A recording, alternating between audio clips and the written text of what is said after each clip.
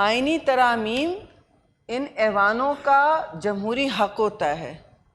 جمہوریت ہمارے لیے اور ہمیشہ ہر ایوان کے لیے، خاص طور سے وہ ایوان جو سارے اکائیوں کی ذمہ داری لیتا ہے، ان کے حقوق کا ضامن ہوتا ہے، یہ ہماری ذمہ داری ہے کہ ہم سب کے حقوق کا ضامن ہیں۔ آئین کا ڈھانچہ آپ وہیں لائے واپس جہاں 1973 سے کڑی ٹوٹی تھی اور عامر نے توڑی تھی۔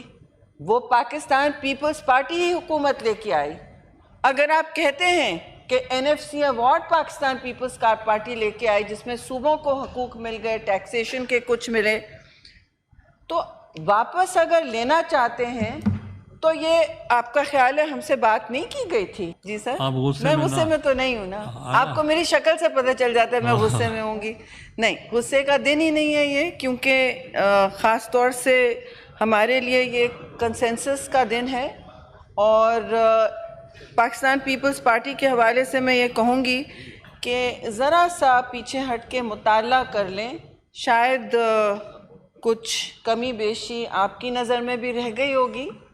میں آپ کو بڑی معذرت سے کہہ رہی ہوں کہ پیپلز پارٹی نے کوئی قدغن نہیں آنے دی 1973 کے آئین پر، اپنی قیمت ادا کی ہے، چاہے اسے سیاسی کہہ لیں، چاہے اسے جیلوں میں رہنے کا کہہ لیں، چاہے آپ کوئی بھی قربانی کہہ لیں، لیکن پاکستان پیپلز پارٹی نے بڑے فخر سے اپنا علم اور تشخص برقرار رکھا ہے۔ جو یہ بل آپ کے سامنے آیا ہے وہ، جیسے چیئرمین پاکستان پیپلز پارٹی نے پرسوں بھی کہا کراچی میں سینٹرل ایگزیکٹو کمیٹی کے پہلے بھی اور اس کے بعد بھی 2 دفعہ انہوں نے بات کی ہے کہ ہم واضح طور پر کہہ رہے ہیں کہ دیکھیے، آئینی ترامیم ان ایوانوں کا جمہوری حق ہوتا ہے۔ جمہوریت ہمارے لیے اور ہمیشہ ہر ایوان کے لیے، خاص طور سے وہ ایوان جو سارے اکائیوں کی ذمہ داری لیتا ہے، ان کے حقوق کا ضامن ہوتا ہے، یہ ہماری ذمہ داری ہے کہ ہم سب کے حقوق کا ضامن ہیں، اور حالات کو، ترقی کو دیکھتے ہوئے، ملک میں حالات کو، پھر بھی جو آپ کے پریشرز ہیں، میں جو فائنینشیل پریشرز ہیں میں اس کی ضرور بات کر سکتی ہوں، لیکن ہم نے کیونکہ طویل اس پر نہ مشاورت کی، نہ اس میں صوبائی، ہم دیکھیے یہ صوبوں کے حقوق ہیں، تو اگر آپ نے ہم سے کہا ہے کہ ہم نے 1973 آئین کو، جو شہید ذوالفقار علی بھٹو نے اپنا لہو دے کر برقرار رکھا اور کنسنسس سے کریٹ کیا، تو اس میں سوری مگر ترہ امتیاز تو پھر بھی اس میں پیپلز پارٹی کو آتا ہے۔ اور ابھی آج کے دن کی بات کریں تو آپ 18ویں ترمیم کے بہت سارے ہمارے دوست فاضل ممبران ان ڈیبیٹس میں ایک سال تک ملوث تھے۔ آپ پرائم منسٹر تھے چیئرمین صاحب، اس میں ہر پارٹی کی شمولیت تھی، سب اس میں بیٹھے تھے، کوئی 90 سے زیادہ میٹنگ ہوئی ہیں۔ آئین کا ڈھانچہ آپ وہیں لائے واپس جہاں 1973 سے کڑی ٹوٹی تھی اور عامر نے توڑی تھی۔ وہ پاکستان پیپلز پارٹی ہی حکومت لے کے آئی۔ اگر آپ کہتے ہیں کہ NFC ایوارڈ پاکستان پیپلز پارٹی لے کے آئی جس میں صوبوں کو حقوق مل گئے، ٹیکسیشن کے کچھ ملے، تو واپس اگر لینا چاہتے ہیں تو یہ آپ کا خیال ہے ہم سے بات نہیں کی گئی تھی؟ پیپلز پارٹی کھڑی رہی، ابھی بھی کھڑی ہے۔ آپ نے اس وقت کہا ہے کہ ریورسل ہو رہا ہے، آپ آئین کا، اس بل کا مطالعہ کر لیجئے۔ میں آپ کو چیلنج کرتی ہوں کہ 18ویں ترمیم اور 1973 آئین کا کہاں سے ریورسل ہو رہا ہے؟ اس کا تو تحفظ ہو رہا ہے، اور اس کی میں کریڈٹ دوں گی۔ ہم سب کو، ہمارے ساتھ حکومت نے ساتھ دیا، لیکن ان کا پہلا مطالبہ یہی تھا کہ آپ صوبوں کے ٹیکسیشن اور ڈویزبل پول کو میں لچک دکھائیں، کیونکہ ہمارے پاس اس وقت، فیڈریشن کے پاس اس وقت پیسے کم ہوتے جا رہے ہیں، فیڈریشن پر پریشرز بہت ہیں، وہ ہم جانتے ہیں پریشرز۔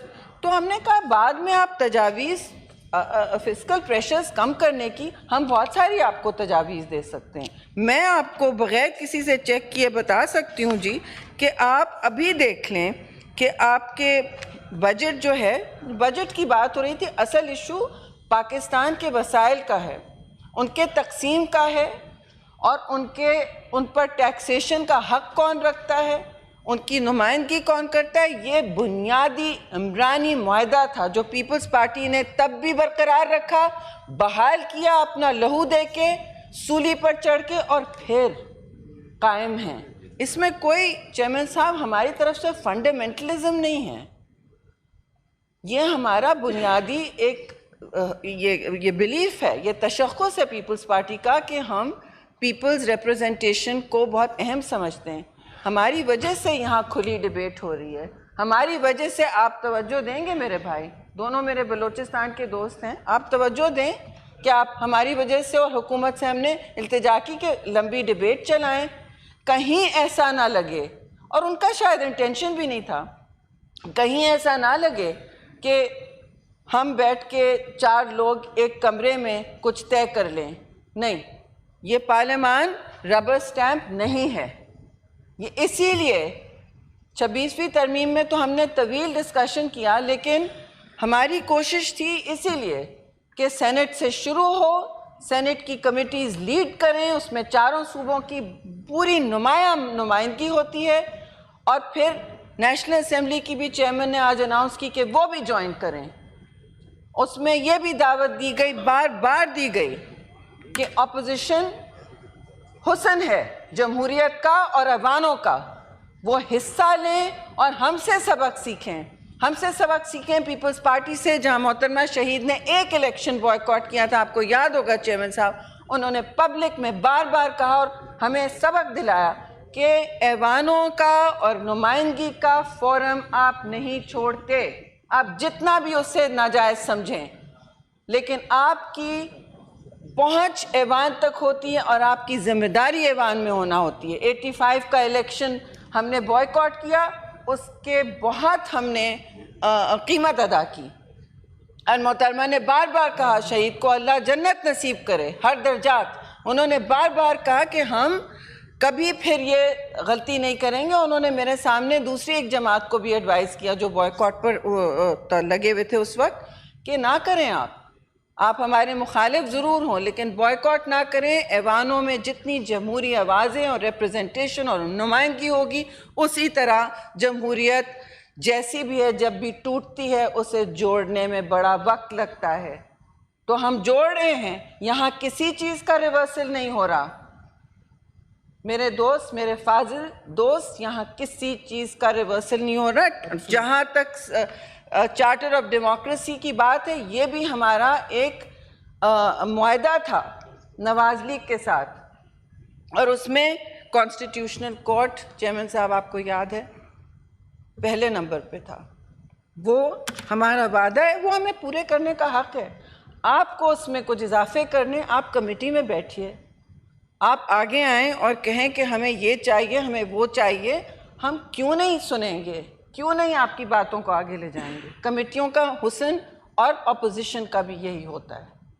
ہم تو چاہ رہے تھے بیرسٹر لاء کمیٹی میں آئیں، ان کی دانش سے ہم مستفیض ہوں، اور اب بھی ہم کہیں گے کمیٹی شروع ہو چکی ہے۔ ایوانوں میں بیٹھے ہیں، اسٹینڈنگ کمیٹیوں میں نہیں بیٹھے، یہ کون سی وہ میں محاذ رائے کا ماحول نہیں چاہ رہی، تو میں پھر کہوں گی کہ آپ جائیں ایوانوں میں بیٹھیں۔ This is not a normal committee. It's not a normal This committee is at all. important committee. یہ تو لا کمیٹی ہے۔ دیکھیں یہ تو آپ کی لا اینڈ جسٹس کی جو کمیٹی آلریڈی ایگزسٹ کرتی ہے، جی، اور this is a symbol of federation senate, اس کی کمیٹی کو ہم نے کہا ہے کہ نیشنل اسمبلی کے اسپیکر سے کہا ہے آپ بھی اس میں آ جائیں اور مل کے جوائنٹ کریں۔ اور سر اب میری تقریر میں تو آپ پلیز نہ کریں۔ ہاں جی، ہاں سر ان کو بھیجیں فوراً۔ آپ جائیں۔ اناؤنس کیا گیا میرے بھائی ابھی کہ اناؤنس کیا گیا، نوٹس آیا ہے کہ لا کمیٹی کے ممبران آپ کا پہنچ تو جائیں کمیٹی روم میں۔ نوٹیفیکیشن بھی میں نے ویریفائی کرا لیا کہ ہو سر کمیٹی روم نمبر 5 میں آپ پہنچیے، اپنی گزارش ہے وہاں پہنچائیں پلیز۔ چلیے کمیٹی میں جائیں آپ تشریف لیں. آپ سنیے بھی اور وہاں جائیے بھی. اپنی گزارشات آپ تو بیٹھے نا قادر صاحب, آپ پھر جائیے, آپ کو حق ہے, آپ کی ذمہ داری ہے. میں بھی اس کے بعد جاؤں گی, میں ممبر بھی نہیں ہوں, but I will go and observe. تو میں آپ سے گزارش کر رہی تھی کہ کسی چیز کا ریورسل نہیں ہو رہا, کھلی ڈیبیٹ ہو رہی ہے, یہاں پہ بھی ہوگی اور نیشنل اسمبلی میں بھی 3 دن کی ڈیبیٹ ہوگی. یہاں اور ہوتی, لیکن ہماری کانفرنس ہو رہی ہے اسپیکرز کی بہت بڑی, پاکستان پر بہت بڑا اعزاز چیئرمین صاحب لے کر آئے کہ انٹرنیشنل اسپیکرز کانفرنس ہو رہی ہے. تو منڈے کے بعد یہ دونوں دن ایوان مصروف ہوں گے. اب آپ پلیز مجھ سے بتائیے کہ یہاں ریورسل کہاں سے ہو رہا ہے. آپ مجھے بتائیے کہ جب ہم کہتے ہیں, اور میں NFC ایوارڈ کی بات کرنا چاہ رہی ہوں, ہم سے کہا گیا کہ یہاں پیسے کم ہے جی فیڈریشن میں. اوکے, ہاں فیڈریشن پاکستان ہے تو ہم ہیں, تو ہم ظاہر ہے کیوں نہیں بیٹھ کے دیکھیں گے کہ ہم کس طرح کنٹریبیوٹ کر سکتے ہیں کہ آپ کا ڈیٹ میں اتنا جا رہا ہے, آپ کے دفاعی اخراجات ظاہر ہے بڑھتے جا رہے ہیں, کیونکہ ہندوستان میلی آنکھ روز آپ پر سے دیکھتا ہے اور شاید اس میں اضافہ بھی کرے. کبھی پانی کو ویپنائز کرتا ہے, کبھی اپنے میسائلز کو, کبھی اپنی زبان کو, کبھی اپنی فنڈامنٹلزم کو. تو آپ مجھے بتائیں کہ اس میں کہاں ہم اب میں آپ کو ابھی بتاتی ہوں, آپ کی 17 خرب ٹریلین کی بجٹ ہوتی ہے پوری فیڈرل بجٹ, اس سے آپ کے ایکسپینڈیچرز نہیں ختم ہو رہے. تو بابا آپ اسٹیٹ اونڈ انٹرپرائزز کو دیکھ لیں اور وہاں جو اخراجات ہو رہے ہیں,